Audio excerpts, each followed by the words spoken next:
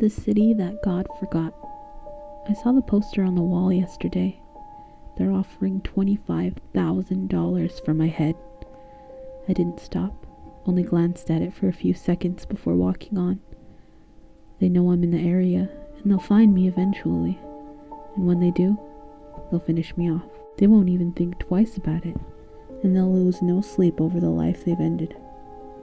My death will be viewed as a great victory, and it will be something they'll take great pride in.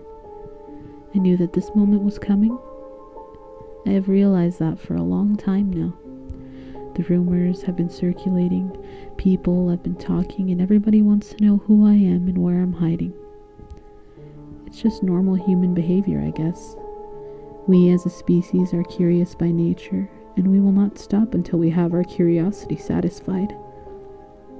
And when the penalty is death, well, let's just say that it adds a second layer to things. Like most people around these parts, I've been afraid for a long time because I know they mean business. They killed our next door neighbor a few weeks ago, shot her through the head, left her lying on the sidewalk like she was some sort of sick animal. No one attempted to stop them, and no one tried to punish them for their heinous deed afterwards. I push one of the curtains aside and glance out through the tiny gap at the people walking on the sidewalk below, at the trucks and cars passing through the neighborhood, and the kids playing soccer in the park across the road. I let go of the soft fabric and turn to look at the tiny tree we've put in the corner of the room. This is a time of the year to be jolly, to treat our fellow man with kindness, not to kill them. I look over at my wife, who is sitting on the worn sofa next to the tree. Our little daughter is on the floor in front of her, playing with her dolls. She's not old enough to understand what's going on, that her dad's days are numbered, and that life for herself and her mom will be radically different when I'm gone. I walk over to her, kiss her on the forehead. A tear threatening to make its way down my cheek, but I manage to hold it back. She looks up at me and giggles, and I do my best to giggle back at her, even though I feel nothing but sadness. Then I kiss my wife on the cheek. I have to go, I say, and slowly start moving toward the door. Be careful, she says, giving me a worried look. Remember to keep your head down, and don't talk to anyone unless you absolutely have to. I won't. And don't worry, I'll be back before you know it. Then I open the door and slip into the evening twilight. I'm 3/4 of the way there when I'm stopped.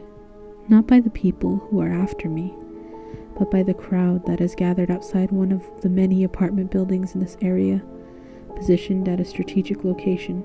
Keeping an eye on things are men with automatic rifles, staring at me menacingly.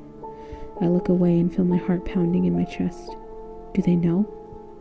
Are they planning to grab me and finish me off? I move away from the intimidating men, toward the middle of the crowd and toward safety. Then I tilt my head back and follow the yellow beam of light from the powerful lamp toward the top of the building. It happens so quickly that I almost miss the entire thing. The guy that they have blindfolded and hogtied is pushed from the edge of the roof and slides effortlessly through the 6 floors of cool air between the top and bottom of the hard asphalt. At that moment of impact, there is a horrendous splash, as the young man's soul is forever extinguished. Then the crowd erupts in jubilation, and then the intimidating bearded men with the Kalashnikovs start waving their flags. I look over at them and see the black canvases with the hated white calligraphy fluttering in the slight breeze. The faggot is dead, the faggot is dead, the faggot is dead, the crowd chants. And grown men are dancing around almost in a trance-like state, praising the sky and the God who they believe lives up there. And I feel the raw, unadulterated rage fill in every inch of my body. The sick animals have done it again. They've taken another innocent life. I start making my way toward the back of the crowd, but not too quickly. I don't want to arouse suspicion, and that's when I see the poster again, this time on a fence post. $25,000 for their heads. Oh, brothers, beware. The infidels are hiding in your midst,